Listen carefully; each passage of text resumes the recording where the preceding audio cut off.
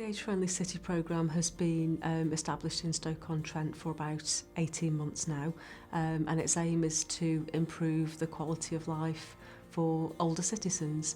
The local aspiration is for Stoke-on-Trent to be a great place in which to grow older. The feedback from the participating organisations and groups has been extremely positive, I'm pleased to say. I think we reached well over 1,500 older people in that position actually, so of all the achievements of this fund, I think perhaps that is the most positive.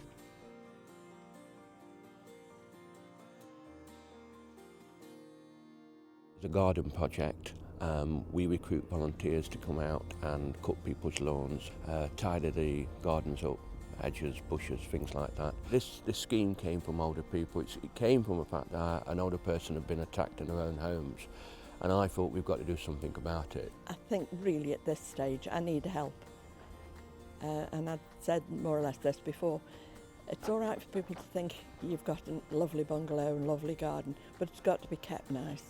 And the thing with it is, if I didn't keep this garden tidy, and the front, which John's done a marvellous job for me, well, I wouldn't be able to stay here. So, the people are saying to me, it's fantastic, they build up a rapport with John and all the other volunteers that have been working for me, a cake and a natter. And I think that brightens up an older person, but it's also reassuring to know that they've got somebody coming that they can trust. And I think that really does impact emotionally within, the older people. It really makes a big difference to their life.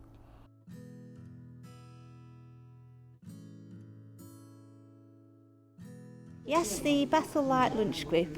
We've been running for a few years now, and we work every Thursday morning and provide meals for about 50 to 55 people.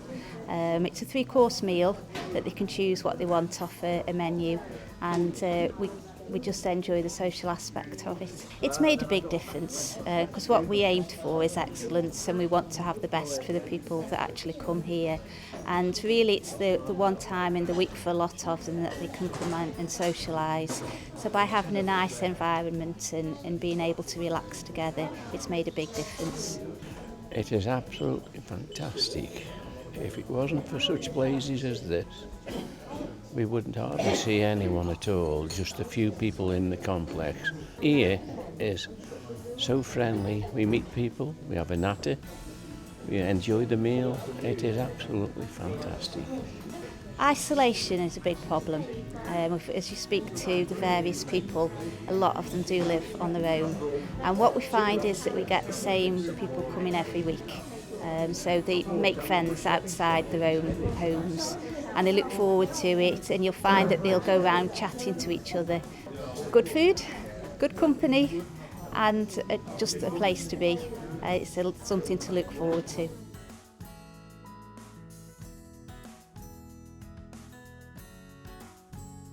We are in Dresden, and it's the Dresden Guys and Dolls, and we do health education and fitness classes every week, every Monday. The exercise class keeps me fit because I think it's much harder to do exercise at home on your own, so you get the encouragement from the rest of the group. Also, with the project funding that we had from Saltbox and Age Friendly City, we've managed to go out on trips. We went to Southport, and we've bought some new fitness equipment such as mats and resistant bands, which is really important as you age to keep your muscles nice and strong. They're light and pliable. If you're sitting at home all day, your muscles are getting weaker, your heart isn't working so effectively, so coming out and doing physical activity can prevent some of those illnesses.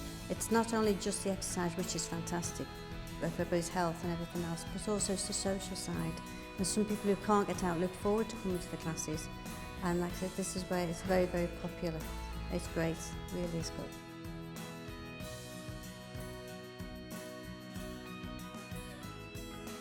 The Young at Heart project is a lunch club. We provide a hot meal for older people in the area. They have a hot meal all for £2. It comes on the back of us running the Young at Heart group, where we have activities where people come and play songs and music, games and all that kind of thing. And we did a bit of a test, a pilot really, with some of the older people and asked them what they'd had to eat. They welcomed the opportunity of having a hot meal. I think it's got some of the older people from out of the area occupied by looking forward to coming to the club, which I hope it'll be 2 sessions each month instead of 1, and I do think people are enjoying coming.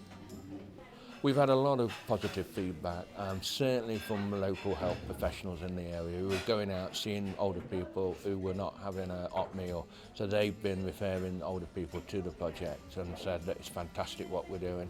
With it all being young at heart, I think it probably is making them feel younger, because it's getting them out there talking and it's making such a difference. They're making friends as well.